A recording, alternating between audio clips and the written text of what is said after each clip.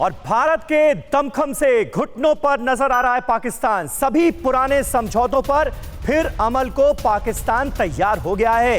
यह बड़ा डेवलपमेंट है। एलओसी पर सीज फायर समझौता लागू करने को पाकिस्तान राजी हुआ है।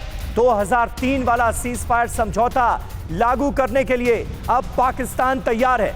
डीजीएमओ लेवल की बातचीत में पाकिस्तान ने यह अहम फैसला किया है। भारत पाकिस्तान के मिलिट्री ऑपरेशंस के डायरेक्टर जनरल्स ने हॉटलाइन पर यह बातचीत की और इस बातचीत के नतीजे बहुत पॉजिटिव रहे हैं, सकारात्मक रहे हैं।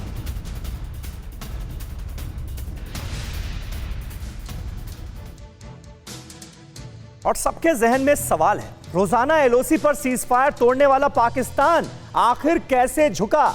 उसकी वजह भी हम आपके सामने रखने की कोशिश करते हैं। बैकफुट पर कैसे आया पाकिस्तान और उसके रुख में यह बदलाव कैसे मुमकिन हुआ? एलएसी से चीन के पीछे हटने के बाद दरअसल इमरान खान बहुत खौफ में है, वहां के राष्ट्रपति बड़े खौफ में हैं। जिनपिंग के पीछे हटने के बाद इमरान खान ने घुटने टेके हैं। भारतीय सेना की आक्रामकता से पाकिस्तान की सेना भयभीत है। एलओसी पर रोजाना मारे जा रहे थे पाकिस्तानी सैनिक, क्योंकि जब जब सीज फायर वायलेशन पाकिस्तान की तरफ से होता था तो उसका मुंह तोड़ जवाब हिंदुस्तान के रणबांकुरे देते थे। और यही वजह है कि पाकिस्तान के रुख में इतनी नरमी आप देख रहे हैं, वरना पाकिस्तान मानने वाला था नहीं। फिर से सर्जिकल स्ट्राइक का डर भी बड़ी वजह है, जिसका जिक्र अभी इस्लामाबाद से कसवर कर रहे थे। आतंक पर बदनाम देश की छवि सुधारने की भी यह कोशिश हो सकती है। कसवर अब्बास हमारे संवाददाता इस्लामाबाद से इस वक्त हमारे साथ मौजूद हैं।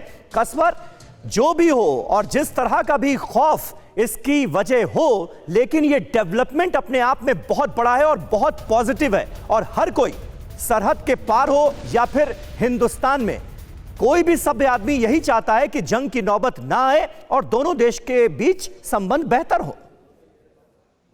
समीर, आप बिल्कुल ठीक कह रहे हैं। मैं आपको बताऊं कि पाकिस्तान के अंदर जो शुरुआत हुई थी वो ये था कि जब Chinese army line of control से पीछे गई थी तो पाकिस्तान में एक बहुत बड़ी, क्योंकि यहाँ पे हम सारे, मेरे समझ यही हम सारे सोच रहे थे कि शायद इस वक्त जो है ना इंडिया को पीछे हटना पड़ेगा, तो पाकिस्तान इस्लामाबाद में बड़ी हलचल वाज़े तौर पे हमने देखी जब चाइनीज आर्मी बैकफुट के ऊपर गई।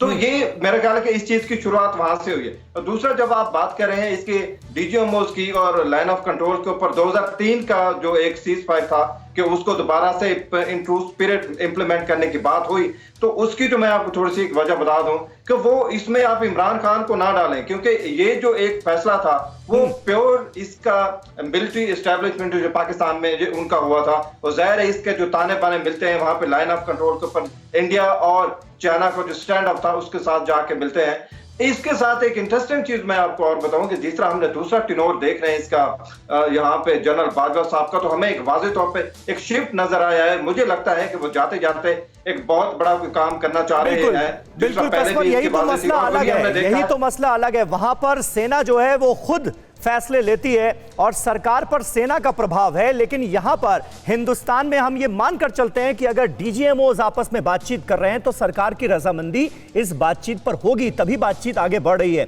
परवाह देश की, सोमवार से शुक्रवार रात 10 बजे TV9 भारतवर्ष पर।